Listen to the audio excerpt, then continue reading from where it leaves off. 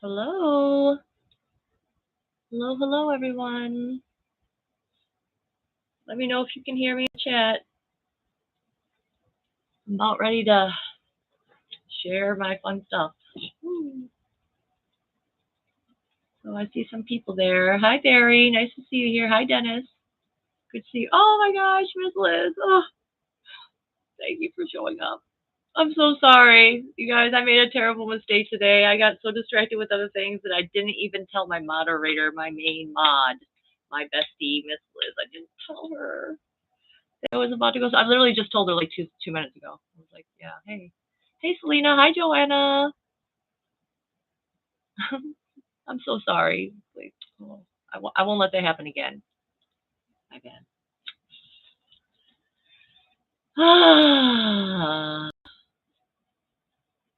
Okay.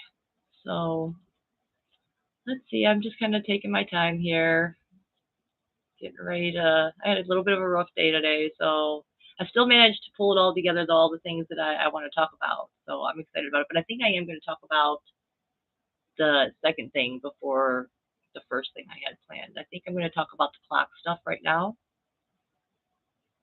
Am I using my mic? Yeah, I am. Is it not working? Do I need to turn it up? Uh-oh. Sound is just a little teeny. Okay. I'm going to turn the volume up on the thing, on the mic. Let me know if that helps. Mm-hmm. Do, do, do, do, do, do, do, do, do. Boop, boop, boop. I know there's a delay, so I'm just waiting to see if it's not. Oh, no. It does sound off. Oh! Okay, you know what? I'm going to do something. I'm going to turn my mic off. I'm going to turn it back on. Okay, testing again. Testing again. Do you guys hear me? Does it sound okay? Oh, thank you, Selena. Thank you. Oh, gosh. How bad is it? Is it tolerable? You know what? I'm going to try flipping one of these. What about now? It's okay. Just use the computer mic. We can hear you with the quality. It's just a little bit off. Okay, you can hear me with the. Okay, that's just. I'm going to unhook it and rehook it. Oh my gosh. Are you serious? All right, but you can hear me. Okay, it just sounds off. Oh, that is poopy. Oh, I'm inside. I am. I'm inside a seashell, guys. This is. God dang. Is it bearable though? Like I don't want a whole live stream with it not. Oh my God. Where did it go? Oh no! I turned it something I never turned it before too. Okay. And we have that one, and then that one. I think that is where. I'm sorry, guys. I'm really apologize about this technical difficulty. All right, that was the one it usually is set to. Sounds more normal now. Oh, I was switching it all around. This is totally crazy. Oh my God. Oh, fun times. Fun times. In Blue Fairyland over here. All right, so I guess I'm just gonna keep going. I'm just gonna hope that it is okay, good enough. You know, it's all right, right? Okay. So anyway, I've been having some really weird things happen with time and clocks around me lately. And so I just wanted to share this really weird experience because it's like I'm like I want to know like what does it mean, because there's no logical explanation for what is going on here with time and this freaking clock I have.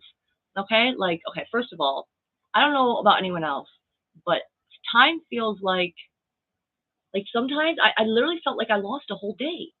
Like for the past 2 weeks, I felt like every day that I thought I'm like, oh, it's Wednesday. No, it was Tuesday. I kept getting myself all worked up thinking, oh, I have these things to do because it's this particular day. And it wasn't just like, oh, one day it happened. Well, no, it was like consistently for like 2 weeks.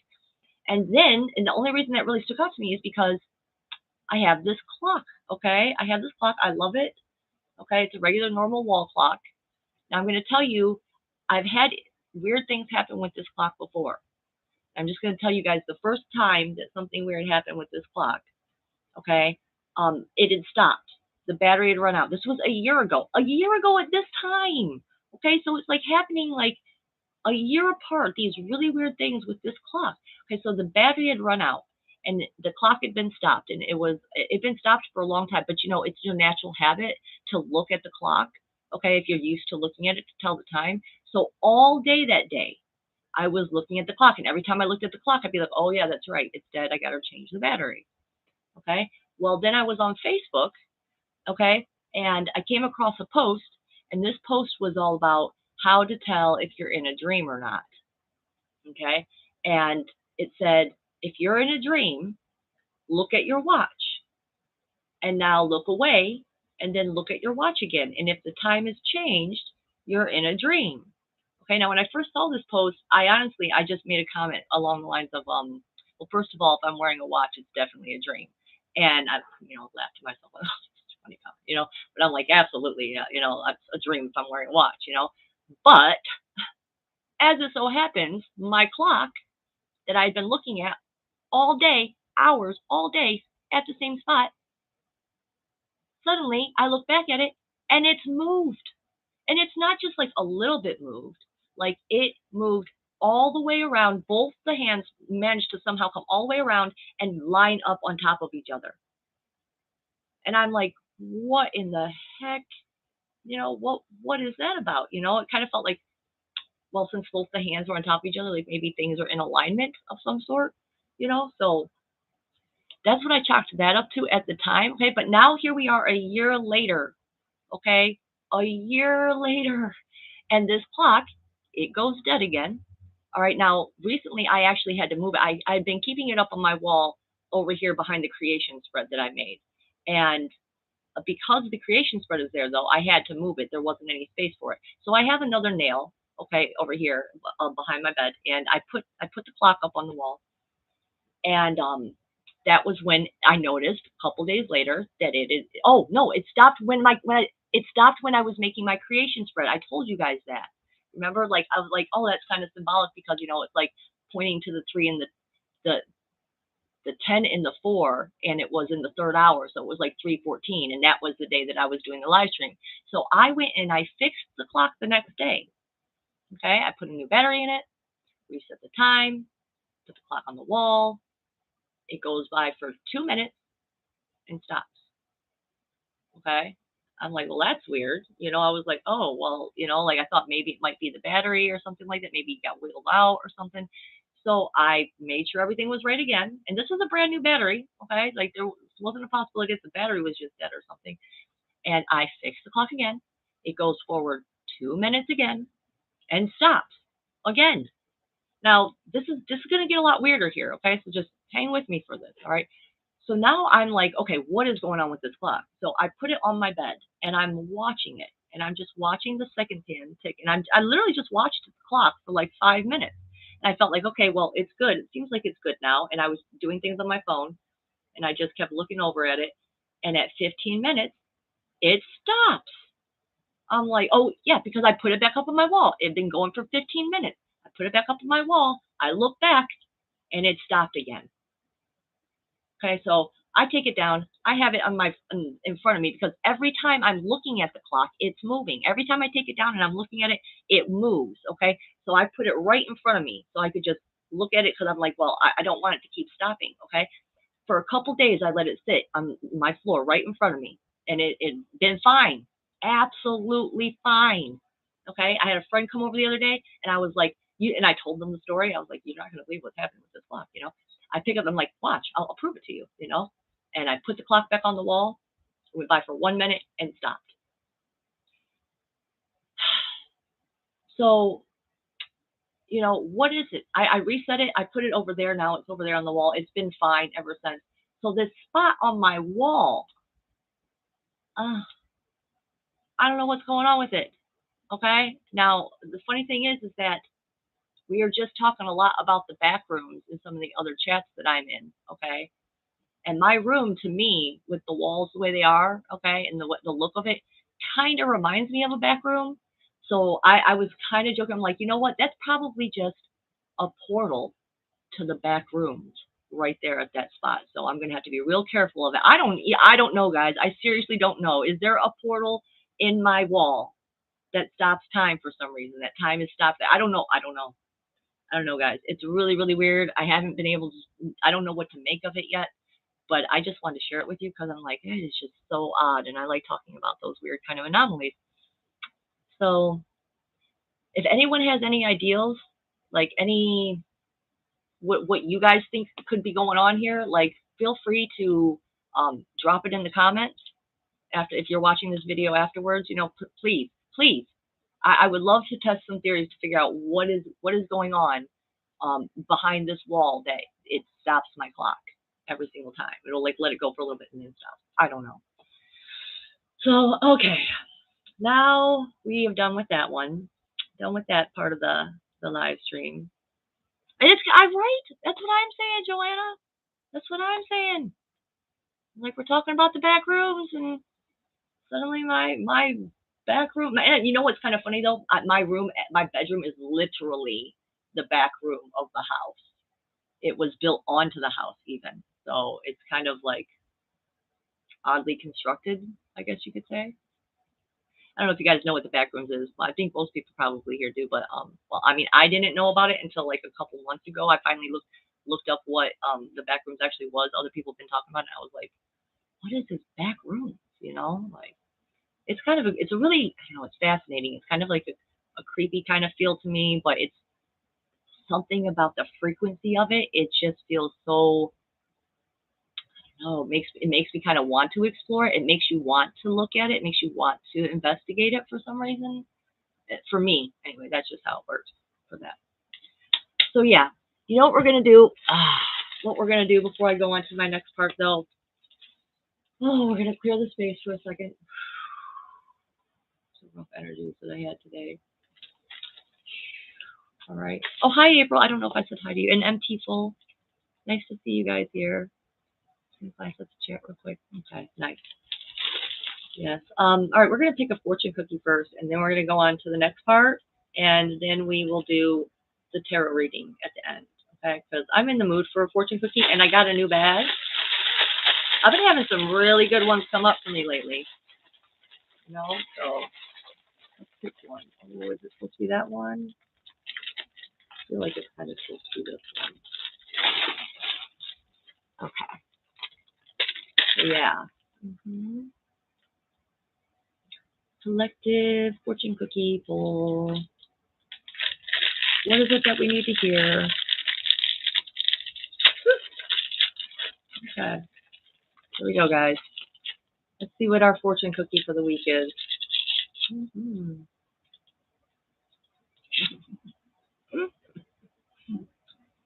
Compassion will cure more than condemnation. Compassion will cure more than condemnation. Wow. Yeah, that is a direct message for someone out there. Yes. So yeah, that's a really good one actually. I really, really like that one, and it's so true. And I literally reminded myself. I mean, I've been reminding myself of that fact actually for about a week now. So it's kind of funny that that comes out. You know, comes out like that. I almost want to eat the cookie. No, not eating them. Not eating. Oh, hi there, Matthew and Nora. I know you're back there. So, all right. Let's see. Yes, that was a great message. All right. You just missed it, guys. It was the fortune cookie. It was compassion will cure more than condemnation. Okay. So, where am I going to go next? Yeah, we're going to go to the fun part of what I've been so excited to talk about because I've just been absolutely obsessed with this show. Like for me, and I was just explaining this to someone earlier, you know, the things, especially the most meaningful, the dreams that I have that mean the most symbolically, you know, like I follow the symbols. I follow the things, the symbols that mean something to me. And I feel like that is how I find out bits and pieces of my story, besides the fact that spirit like constantly talks to me in referencing to different shows. okay, and different music and stuff like that in order to help guide me in what it is that I'm doing here. So the latest one is, I've been already been talking about it. I've already been telling everyone, like I've been obsessed with these Korean and Asian dramas, right? And particularly the concept of how they choose to show romance, okay, in these shows. I noticed something really, just briefly, I'm going to mention this and then we'll get into the story. But I noticed some patterns that happen to run in all these shows. And it's so unusual because I don't feel like you see the same thing in American movies or American shows, okay? And the concept of romance for them, one of the, I'm not joking, in every single show that I've watched, they have done this move, okay? That this is supposedly romantic, okay? The girl trips. You got to have the scene. The girl trips, she falls, okay? And the guy catches her. All right, and they do this every single show. Okay, they do it some similar way, and then you just sit there and you just look at each other like, oh, you caught me, oh, and it's like it is so funny to me that this is what their concept like. This was romance back then. Like that is it's just hysterical to me. Oh, I'm hearing some crazy noises. Okay. So yeah, also sharing memories. They made a big point of sharing memories and giving sentimental gifts and stuff like that. Okay, which I absolutely love. I'm a very much a gift giver. For me, I love to, if I'm moved, my heart is moved or whatever. I love to find something that means something in regards to that person, to give it to them, and it makes me feel good to do that. And I love the little gifts that people give me. Which, oh man, that reminds me, I forgot to bring out the one thing that actually I was going to show off to people. You can still hear me, so you're just gonna have to bear with me for a sec while I grab it because I wanted to bring this out today. Just hold on 1 second. It's in here. A woman's purse. You know how they are. It's kind of like a bottomless pit, a satchel. It just goes on forever. It's magic. It's woman's magic. Don't worry about it. Oh my God, am I not going to be able to find it now? I'm going to be so disappointed. And all you guys are going to be disappointed too now that I just like totally talked about it. Well, I guess I have to do it more slick. I was supposed to do it more like it was supposed to be like on the DL. I was going to slowly have it. It's this little thing that I have. What a bummer. Anyway, next time we'll see who notices it. How long it takes for someone to notice it. I'm pretty sure it'll be pretty quick. Anyway, okay. Back to what I want to talk about. Oh, hi Brian. Nice to see you. A hopeful heart. Nice to see you guys here. Okay. So the story that I'm talking about today, the story I'm going to talk about today is called Love Between Fairy and Devil, which is kind of a funny, name, the way they word it, but it's not actually about a real devil though. So it's not about a demonic force. I mean, I guess if you want to look at it in terms of spiritual energy, you could call it like a demonic type of energy that I will be talking about. They refer to it as evil chi though. Okay, but it's not actually a devil, but there is a fairy in it. Okay, and it's a story of immortals, all right, living in three realms. The three realms are the moon tribe, the fairy tribe, and the realm of the mortals. Okay, so this story basically, it takes place around a fairy named Orchid. She's 1,000 years old, and she lives in a place called Arbiter Hall, which is in the high realms in the fairy tribe. All right, she tends to a special tree. Now, this is where they hooked me pretty much already when I was watching this, the symbols, okay?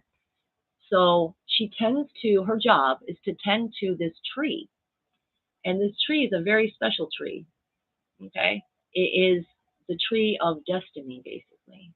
And every single leaf on this tree is the destiny of a soul, okay? So when the leaves fall, it's her job to pick that leaf up and to tend to it and fix it and make sure that everything goes okay, right? And then she puts it in a book that gets put into like a library.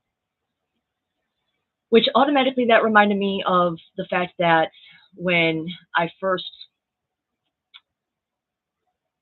I don't know, merged with God, became enlightened, so to speak. What I guess what people would refer to the feeling as, like when I first woke up, like back in my 20s, the very first time, like and the thing that they showed me in my dreams was a giant tree.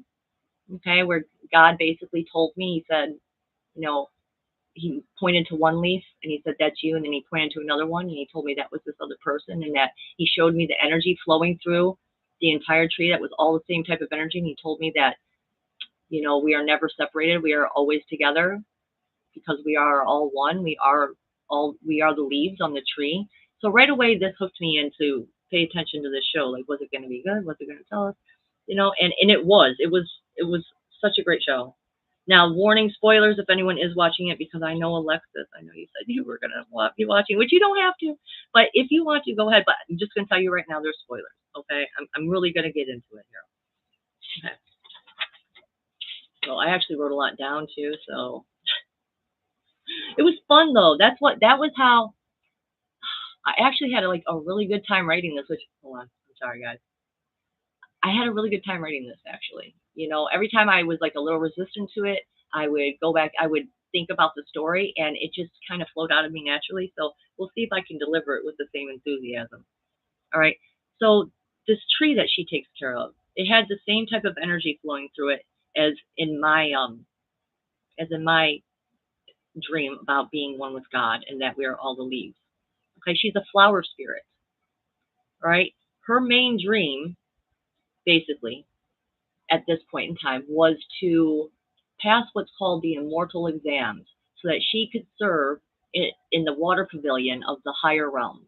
All right, she particularly wanted to serve this one God who she felt a lot of admiration and respect for. Okay, and that's what she wanted to be closer to him. Okay, so all she wants to do is just pass these immortal exams because she's just a little orchid fairy, tiny flower spirit is what they kept calling it. Okay. Now, the person that she wants to serve actually is the god of war for the fairy tribe. All right, and that's going to come up. That's going to be important later. So we'll get back to that though. So basically, all plants and living things in this realm, which is based on a book, in this realm, all plants and living things can be cared for in a way where they eventually will create a human form. Now, I found that very interesting because one of my most favorite books, called Initiation, goes into the concept of what they call Jacob's Ladder. And Jacob's Ladder is actually the ascension of the consciousness. Okay, and like you start on the rock level, then you go to plants, then you go to animal, and then human, and then God. Like the next one, there's one I always miss that name of it. It's like the artist basically, and then the God man. Okay, so I loved that they showed that things with love and care, depending on their nurture, they can eventually their soul can actually ascend. Like flowers are supposedly the enlightenment of plants. When a plant, the energy of a flowering plant, the reason why it's that is because it's getting ready to ascending consciousness to the animal realm after that. So every time you look at a flower, you know what I'm saying? Like now you can think about that. Like, wow, congratulations. Like you did it. All right, so let's keep going though. Okay, so her job, Fairy Orchid's job, is to repair the destiny books. At one point, the god of war, who she wants to work for, basically, his destiny book falls down, and it reveals that there's a break in his timeline. The point where it breaks is where he's actually with the other high gods, and they're reinforcing a prison for immortals. They have a prison for immortals. It's called the Haitian Matrix Tower. And let me get there from the point. So she sees that at this point something bad is going to happen to him and he is going to die. She does not want that to happen. Okay, so she goes and she steps in and she wears a mask, and she stops that point. She changes the fate, and as she does so, it actually sucks her into the prison, because what they were doing is they had to like take down the shield and then put the shield back up, and she fell into the prison. Okay. So basically throws her in this prison. What it looks like is basically a giant cosmic abyss. Okay, and in the center of this cosmic abyss is the immortal body of who is going to be the Moon Lord. That's what we're going to call him. Because honestly, guys, I could not pronounce these names.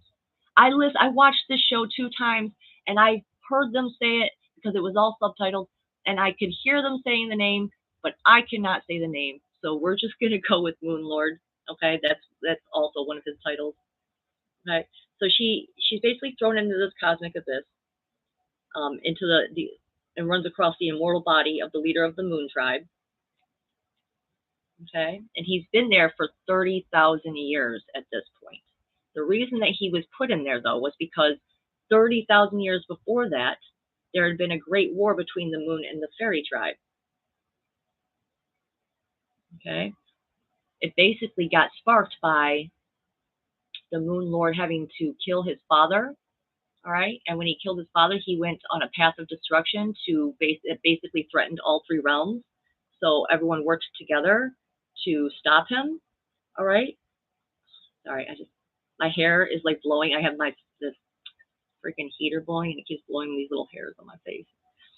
All right. So anyway, he gathered 100,000 soldiers, and at one point, the Moon Lord had 100,000 soldiers. This was 30,000 years ago.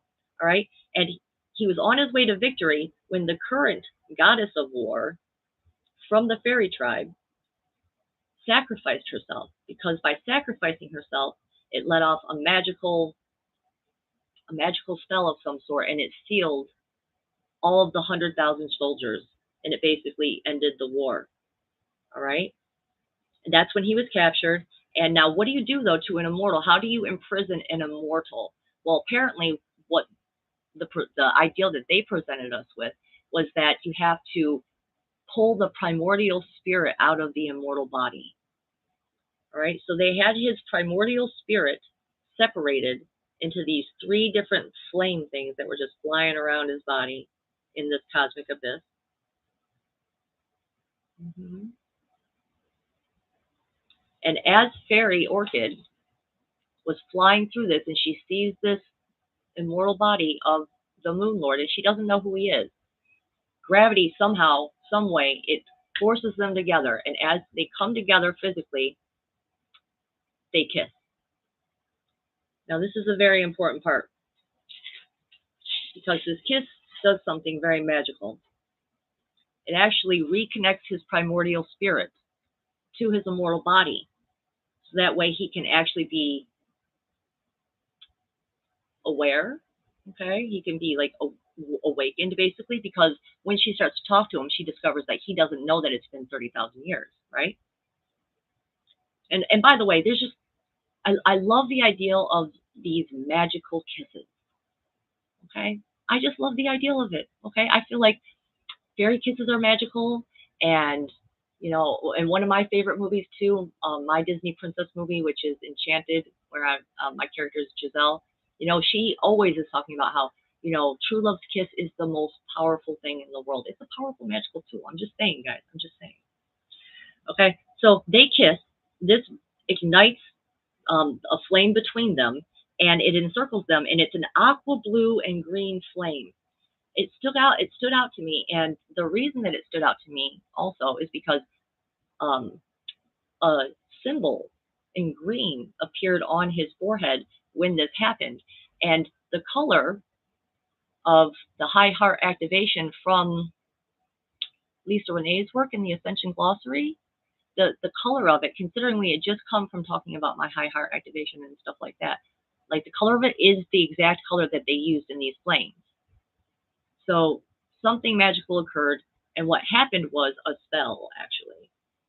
What happened was a spell. It was called the One Heart Curse, which, why you gotta call it a curse? One Heart Curse. Okay, it creates a bond between the 2 of them, where basically now the Moon Lord feels everything that Fairy Orchid feels. Okay, and he was not happy about this. He was not happy about this because he came out of he was still in, I'm gonna fight and kill all the fairy tribes, that way our tribe can win. All right, because this has been going on for so many thousands of years. Okay, so after that happens and he's pulled back into his body, now this is a weird part. I don't know how to exactly explain that. She travels, her spirit, whatever it is, somehow you are able to travel inside the body. And when they go inside his body, all right, they go to what's called his sea of the heart. Okay, and in the middle, and everyone supposedly has one in this show, okay, in this realm.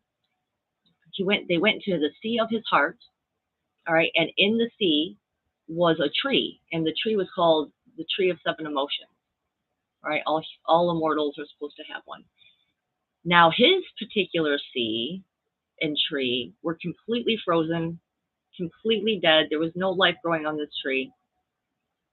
All right,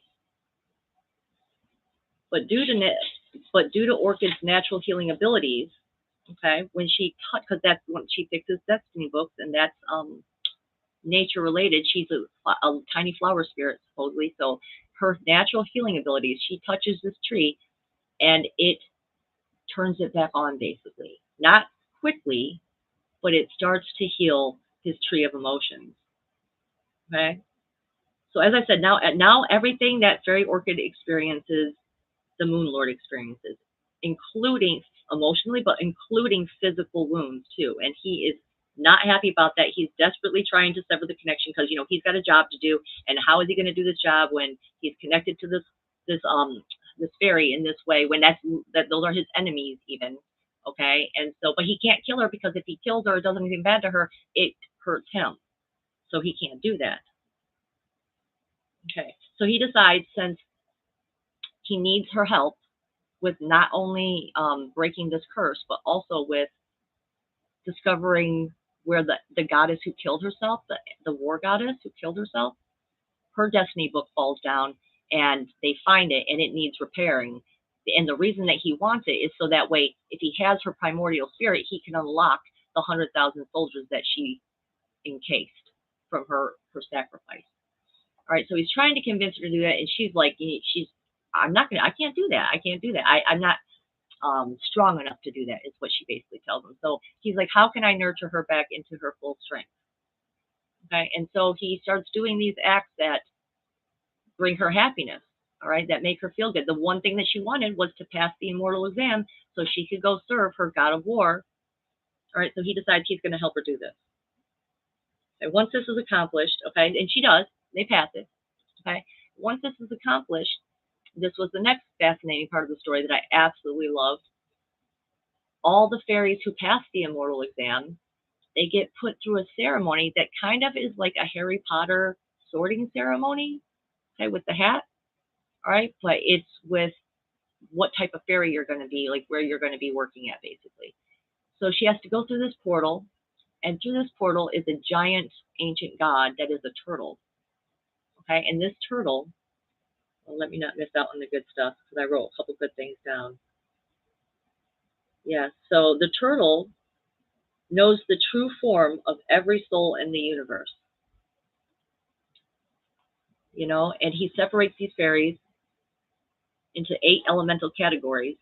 He decides which immortal group the fairy belongs to, being heaven, earth, thunder, water, fire, wind, lake, and mountain. It's always according to their true form that he sends them. Well, Fairy Orchid goes to see him, and he's like, hello, good friend. And she's like, I don't remember meeting you. Like, when did we meet each other? And he told her something kind of cryptic that only made sense later on. And he told her, of all the living beings in this world, all the living beings in this world have 1,000 fates, but you only have one. All right. So automatically she knows something is different about her, but she doesn't know what. All right. So she comes out of the portal, and she's not able to be categorized. She's not able to be categorized as a fairy. She's like, there's something has to be wrong because I've been living as Fairy Orchid, my master at the hall who taught me how to take care of these destiny books. I know I have to be that. Like, what else could it possibly be? And they look at her true form, they're able to like reveal it, and it's like this flame thing on top of her head. And all the higher gods are like, oh, well, I don't know what your form is. That's definitely not a fairy, though. So therefore, you must be a spy from the bad guys. You must be from the Moon Tribe. So they imprison her, they chain her up, and they're torturing her and ask, because now at this point they know about the escape of the immortal war criminal. At that point, the Moon Lord is considered a criminal.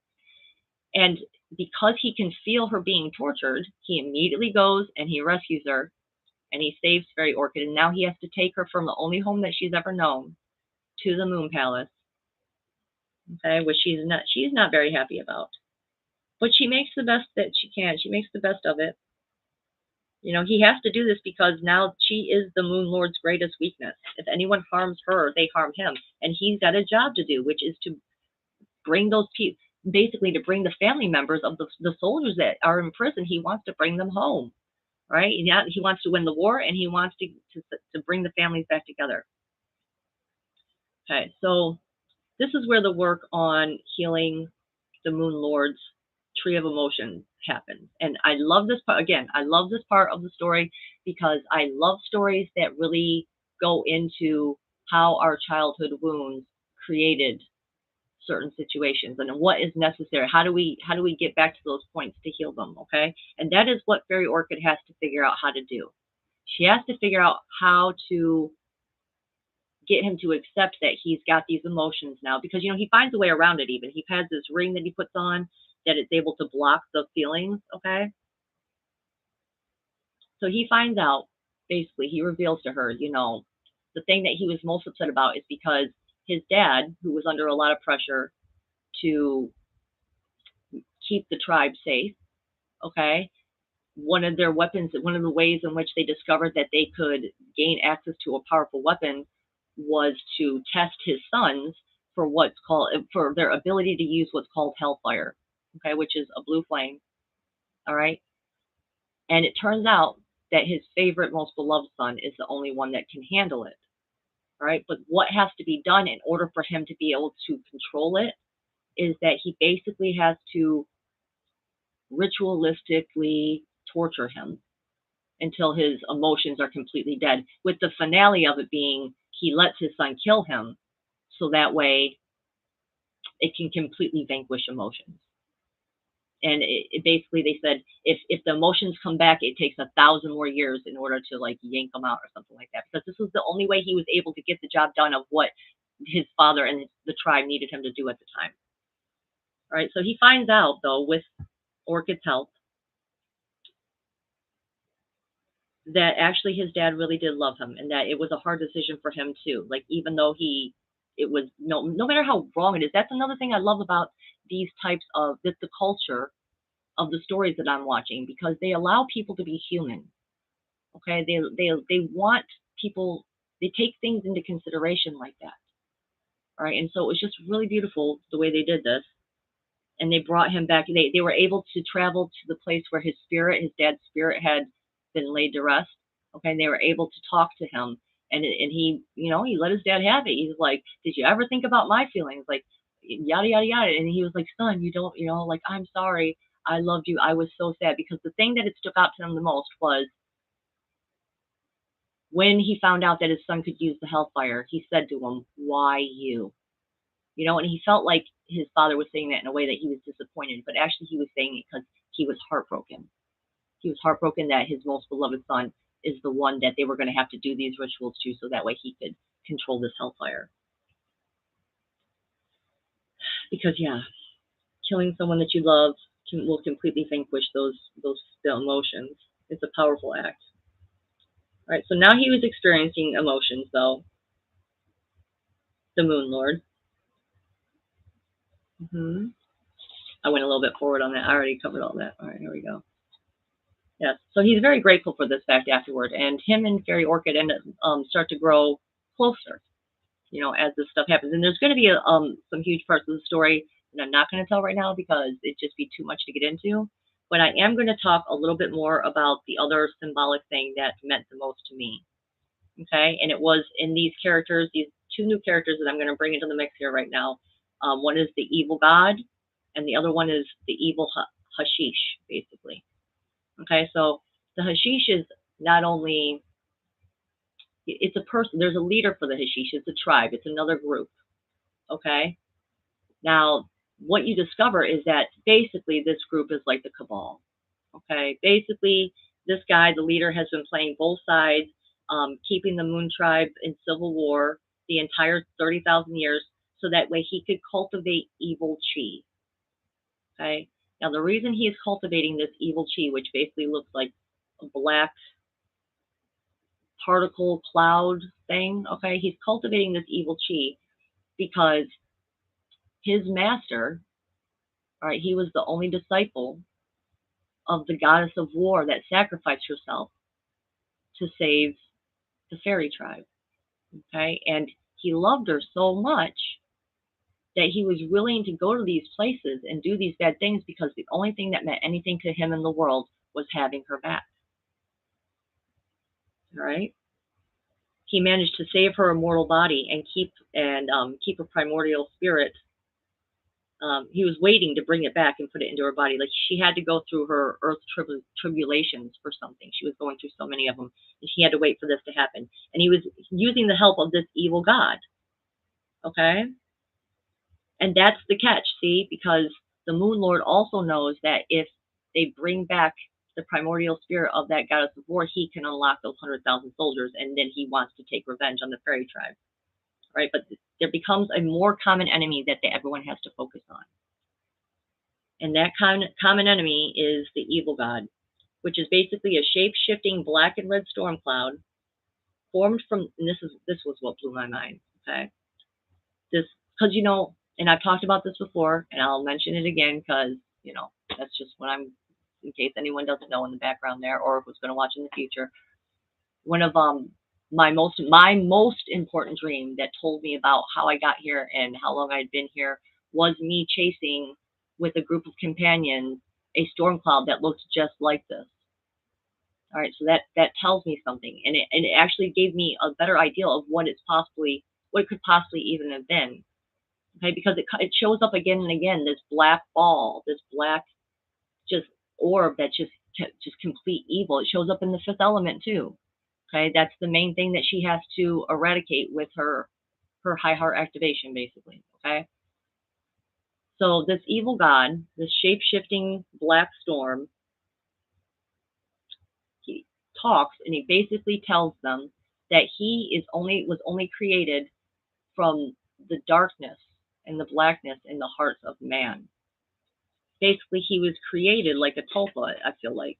He was created by the evil in the hearts of man from the co-creative consciousness power that we have. All right? Now, the only one that can kill the evil god is the goddess of the Shilon tribe, but the goddess has been missing for 30,000 years. In fact, not only was she missing, but she was engaged to the god of war, okay? For 30,000 years, they were engaged, and they never and he wasn't even allowed. That's part of one of the highlights of the story. Okay, guys, it's like even the higher realms, even the higher immortals can get, what is it? They can be overly strict. They can get corrupted too in their own ways. Okay, because he was engaged to this goddess, his brother would not even allow him to have feelings about any other woman. Okay, and he had feelings for Fairy Orchid is the thing. Okay, and he purposely had to protect Fairy Orchid because he had already seen through examples that if his brother found out that he had feelings, which he thought he had feelings for this other fairy, he completely fire them, get them out of here, like derank them, take away their immortal status almost. All right, so anyway, so the only person that can kill the evil god is this goddess of the Zelon tribe who was missing for 30,000 years. As it turns out, all the signs have been pointing to it. All right, that Fairy Orchid is actually not a fairy at all, and that was why the turtle couldn't identify her as a fairy spirit. Okay, and that was why the one heart curse that was actually from this tribe got placed on the Moon Lord at all. It was because Fairy Orchid is the goddess. She was the goddess of the Zelon tribe. And when the Great War ended and the leader of the Hashish knew that the goddess's powers knew of the goddess's powers and her ability to resurrect the dead, he went and he murdered the entire tribe, and he blamed it on the Moon tribe. In order to protect the goddess, her mother and father sealed her powers and identity away, essentially turning her into an orchid seed. And this is where the master of Arbiter Hall took her in to keep her safe and to help her grow into her human form. at the end, and we're almost done here, guys. But I just love this. I love this freaking show so much. I'm like going through it as I'm like talking about it, like starting to feel it. So at the end, all right, the Moon Lord happens to be given the destiny book of Fairy Orchid, who we now know is the one and only goddess, the only person even left of this tribe. Okay, and her special magical abilities, none of the other gods and goddesses have. It's a special healing ability that purifies evil chi. So she's the only one. Oh, and she can resurrect the dead. And I guess other they just couldn't do that. I don't know. Okay. Yeah, but in order to be able to kill the evil god, she has to marry a god in order to activate her powers fully. As it just so happens, when she comes back into remembrance, the storyline picks up. And here's the thing: so her and the Moon Lord, they end up falling in love. Okay, but she still has to fulfill her destiny. She still has to fulfill her destiny. And when she discovers that she is this goddess, and she knows that the only way to save her people is to marry, go through with the engagement that had been on for 30,000 years. Now, the God of War, he was okay with it for a moment until he realized, well, wait, she doesn't have feelings for me like that, though. But he was okay with it because he had already had feelings for her. So this is just so funny. He was attracted to her for 30,000 years. Okay, and that was her, the person he was supposed to be engaged to. All this hubbub about it. Okay, anyway, that's besides the point. Let's keep going. Okay, so she has to marry a god in order to fully activate her healing abilities, and she has to go through with this in order to kill this evil god. Okay, the Moon Lord, who now loves Fairy Orchid very deeply, and knowing her true form, devises a plan to save her. He lures the evil god into his sea of the heart, and the evil god takes over the immortal body of the Moon Lord at that point. All might have been lost except for Fairy Orchid kisses the Moon Lord and then reminds him of who he truly is. When she kisses him, a new type of flame, in this particular case, happens. Okay, it's not the flame of the one heart curse, or the one heart curse. Now it's the flame of eternal love and compassion that takes thousands of years to cultivate. And since the evil god was trapped inside his body, inside his immortal body, when she did this, she was able to effectively kill him. Okay, now at first I'm like, no, you're killing the Moon Lord. What are you doing? Because he had turned around at this point. He had had his redemption. But that's the thing about immortals, is that they can't be killed. Okay? So what do you have to do in order to bring back an immortal? What did she have to do? And he actually at one point had to do kind of a similar thing for her. You have to basically wait around. She had to collect his primordial spirit and nurse it back up the ladder, so to speak, in order for him to remember who he was and be with her again. Yes. So he effectively changed her fate that was in the destiny book, which was for her to sacrifice herself in order to kill this evil god. She was supposed to be the one, and he just couldn't bear the thought of it, so he found a way around it for her, because she's the only one that could resurrect him from that death state. Okay, she was the only one that had that power to do that. Okay, so that is Love Between Fairy and Devil. Definitely check it out if you feel up to reading a bunch of subtitles. It really helps me practice my reading when I watch these shows. But I love it. Oh my god, is my hair just going to keep falling back on my face like that? Oh, I absolutely loved it though. Oh my gosh, I loved it so much. It made me cry so many times, and that is something that these actors really have that I have not found in a lot of American shows. In fact, a lot of American shows seem to want to put the psychopath with no emotions on the pedestal. They want you to like that character for some reason. These shows are not like that. These shows are very much about real feelings and how people can show each other those real feelings, and how to heal. They always go into the childhood trauma, which is just my absolute favorite, that they show this, that they show people that people are the way they are for a reason, and that needs to be considered. Mm-hmm. Everyone deserves love. Everyone is as well. So,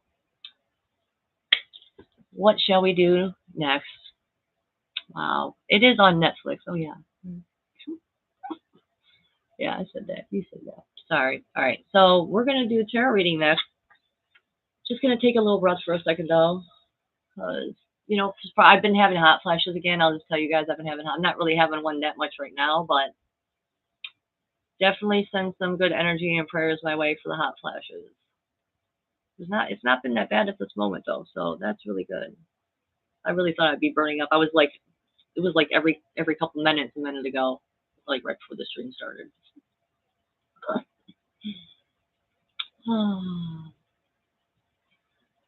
Okay, just take one breath there. Let's do this. I hope you guys enjoyed that. I just really wanted to talk about it, even if it's like. Oh, also, I should mention that I'm very happy that I reached 400 subscribers yesterday. Yay, 400. I'm so happy. I'm so happy. I'm like, oh my God, that's like 400 people. That's 400 people. Like, think about it in your mind, like filling like a theater or something like that, Like, that's a decent amount of people. So happy about that. So thank you guys for helping me get there. Thank you guys. Oh, Queen Victor, nice to see you here. Um, so yeah, definitely like and share the video if you know anyone who would be interested in it. And yeah, I just really appreciate you guys. Which tarot deck should we use first? I probably, am I going to do two again? I'm so obsessed with my Adventure Time tarot deck. I almost just wanted, I used it today too in a reading for someone. It's like, it opens up for me for some reason. So let's do a tarot reading for the collective. I'm excited about it.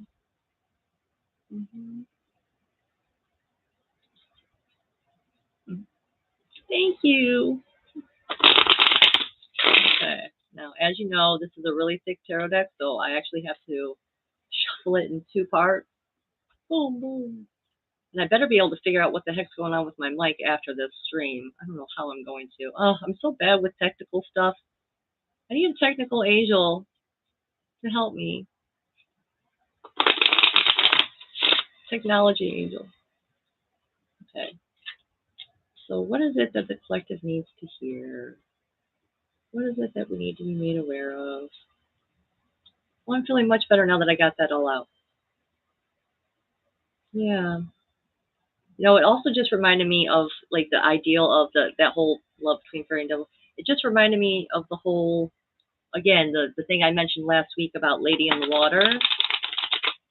They basically, something similar was, the similarity is that not only was the character's story from Lady in the Water, not only was she a muse, a special muse that was sent from the blue world.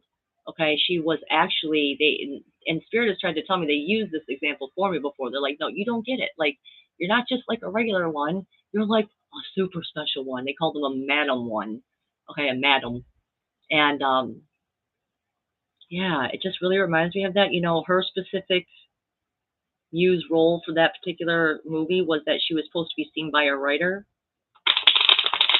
who, once he saw her, would get the downloads that he needed for writing his 3 books that were going to eventually lead to change. Not in his generation, but the next one. One of my favorite stories. All right, we're about to be ready though. Enough chit-chatting. I'm just shuffling the cards a lot because I like it. You guys know you know me. I love to shuffle the cards. It feels good. It feels good in my hands. Okay, so I'm in it now. Let's see. All right, Spirit. Aware of. For the collective. Tuned in. Collective reading for this week. Okay. Still mad I didn't find my little thing I was going to have on my. Kidding. Where did it go? I bet you one of my kids got it. They took it. They always try to take it. I'm like, that's my present. It's not taking my little tiny hand. Okay, here we go. All right, what do we need to know, guys? What do we need to know for this week? Tell us what we need to know. All right. First card we got is the Page of Cups. As you know, the court cards are my favorite. Yeah. I'm joking. But we got the Page of Cups. Okay, so this guy, this Page of Cups, all right, this character particularly is Banana Man, okay? And he is very handy. He's very good at, he keeps to himself though. That's the thing, like he doesn't really like to have a lot of company when it comes to the things that he does. But he's very good at building things. Like he built a car at one point, he built a rocket ship. He's very much an engineer, okay? There's a little guy popping out of there. He eventually finds love in the depths of the ocean. It's just completely random, guys. Just telling you that. But yeah, so the Page of Cups is someone who needs to get in touch with what's really deeply inside them. Okay, this could be signaling a new psychic ability or gift coming online, even. Okay, involving intuition and emotion. Okay, so that's the energy we got for the Page of Cups. Okay, so that's the first one. Okay, elaborate a little bit more, guys. What do we need to know? Okay, we got the Ten of Coins. Okay, or the Ten of Pentacles. You call them the Ten of Pentacles. Okay, so this is a completion. This is a really big a closure of something, a transition of something. It could be financially. It could be about stability and the home, or like an inheritance, even like money coming in somehow from, well, inheritance, right? That's for family members and stuff like that. It could be money coming in from a different places. It's a good card. It's a really good positive card for the most part, but it is also an ending. It is also a transition of some sort. Okay. And the people that we got on here, the characters that we got here are Princess Bubblegum and Aunt Lolly, which is someone that she created to be her family. She was alone. And then Magic Man there in the background. So what do those characters say to me? It's peace, peace in the home. It could even represent like some peace, reconciliation even. I'm getting the feeling of. Okay. So we got the Page of Cups.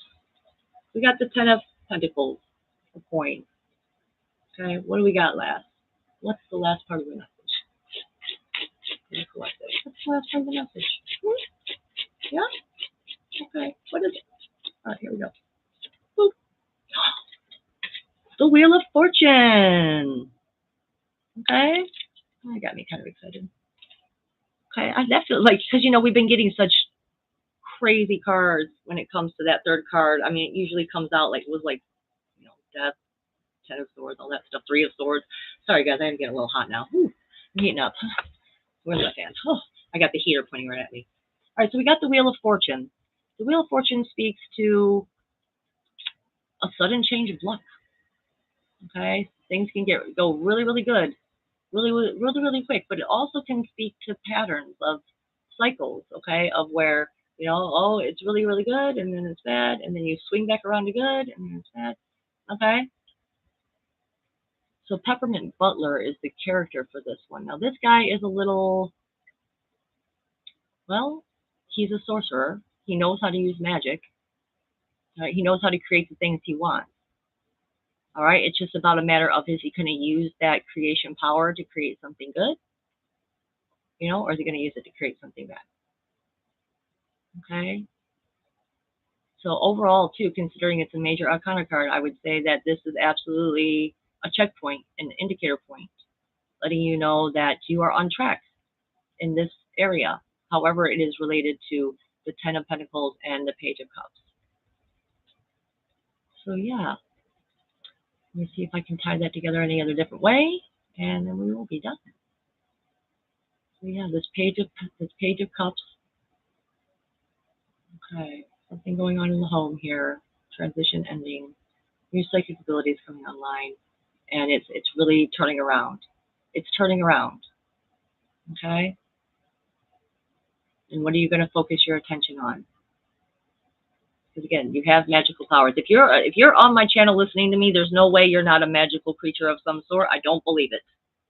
I don't believe it. I think only magical people can hear my message at all. Okay, so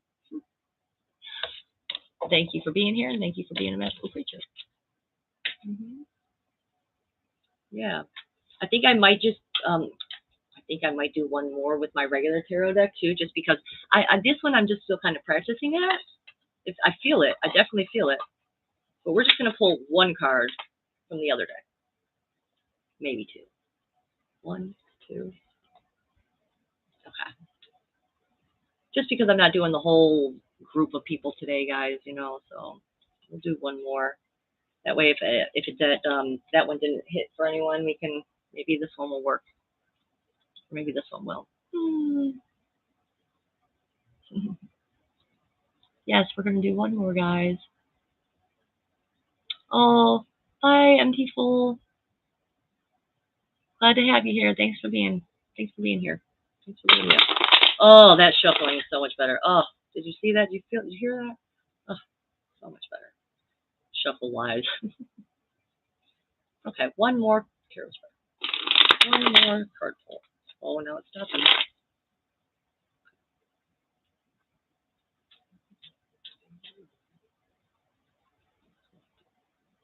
People watching. Message do they need?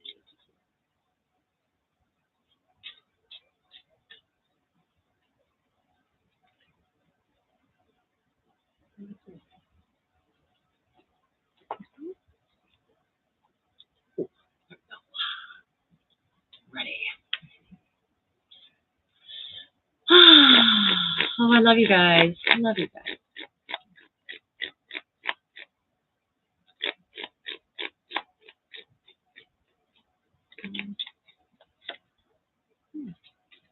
We got the Two of Cups. Mm-hmm. You know I love that card. Such a pretty card. Okay, so we got the Two of Cups. What is this about? This is about a relationship, a partnership, a union of some sort. It can be interunion, but I get the feeling it's probably having to do with a relationship of some sort. So that is what we are talking about right now. This is a peaceful and harmonious coming together.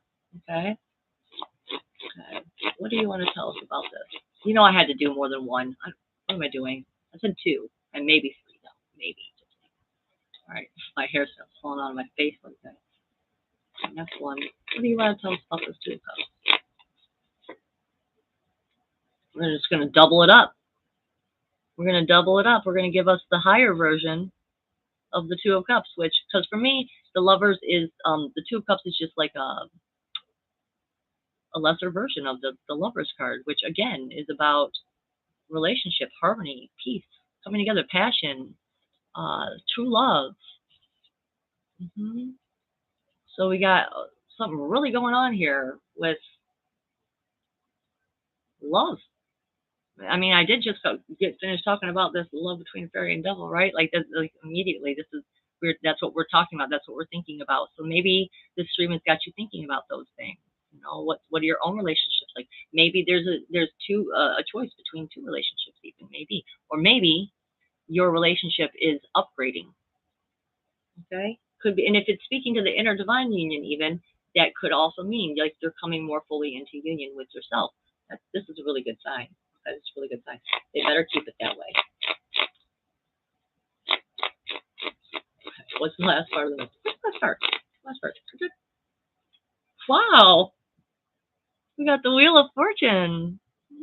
That's so good. Oh, wow.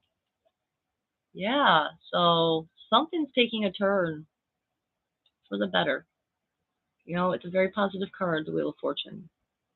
Even though it can speak to the cycles that we go through, it still, for me, means that things are turning around. Things are going good. They're going up again, the upswing of things. Okay? Gosh, I'm trying to think if there's anything else I can say about this. You know, something's just really turning around, guys. An upgraded version, a new version of love, a new, stronger, healthier, more peaceful. So I really enjoyed that one. Okay? That was a really nice one. That's a nice week forward tarot card spread there. I'm glad I re-pulled. Well, not re-pulled. I'm glad I pulled it from this deck too. Really love that. I know, right, Joanna? Like, dang, guys, April. I'm looking at you, April.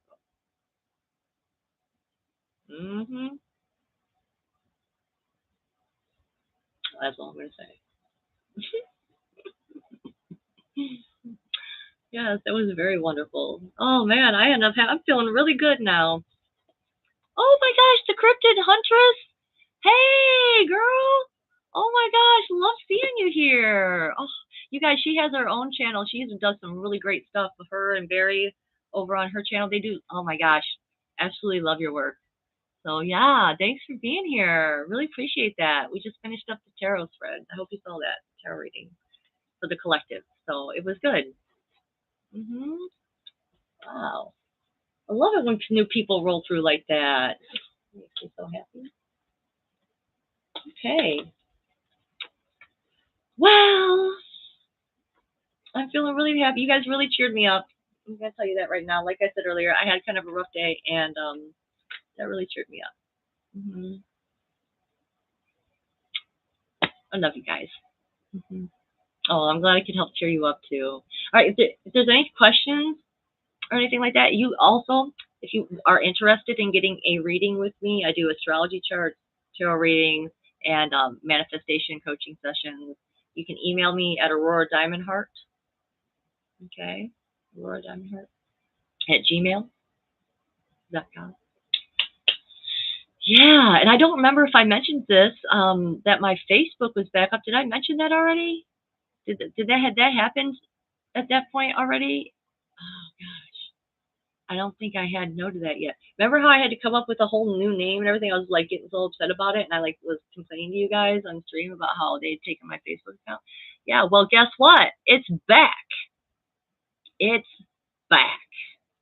I couldn't believe it. I went to test it out the day after I did my last live stream, and I'd already tried it before. All right, I already tried it several times, and nothing was happening. And then I went back after the stream, and it worked fine. It worked fine, you know. But I really had to get back into the swing of things. Like the whole, I was so just disheartened by the whole experience that it honestly, oh, I tried saying this even like it almost turned me off from memeing.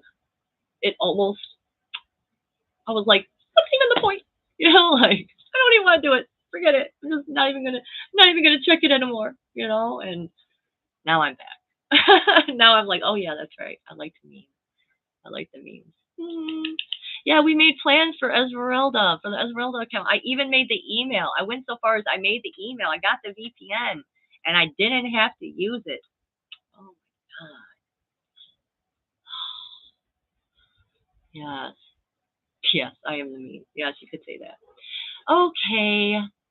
Well, I think I've been here long enough now. You know, I like to run about an hour.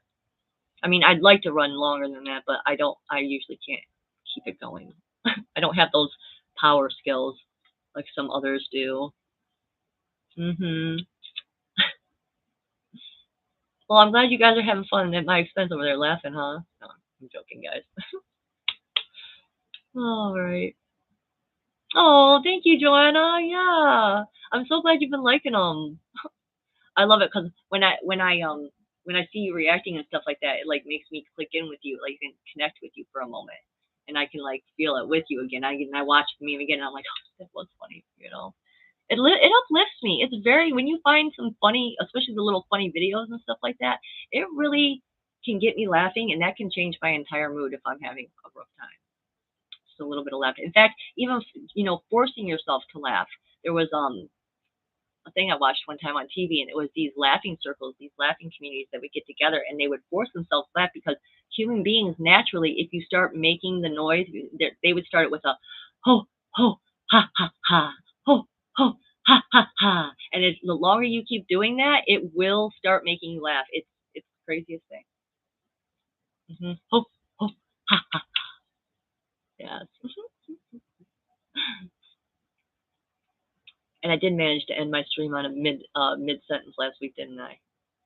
I did manage to get it. I didn't even try to. I didn't think it was gonna work, and then all of a sudden it was ended. Okay, I gotta go now. I just realized a couple other people I forgot to tell and didn't show up because of it. I'm sure. I don't know where my head was at today. I just need to get that. All right. Anyway, I love you guys. Thank you for being here. I really appreciate you all. You really get me through this. Oh, hi, Alexis. Is that a chicken? Yeah. Reminds me of the chicken that's on that Morop statue's head that I still want to know why that chicken is on that statue's head, the Morop statue. Like, why? Why a chicken? What's the symbolism there? Was he just born in the year of the chicken or something? Like, what is that? You know? I don't know. All right, guys, I'm going to leave now. I'm really going to go now. I'm pressing the end stream. I'm over the end stream. I'm clicking it. It's saying, do you want to end it? I am. I'm going to end it. Have a great night. Here's your magical fairy kiss.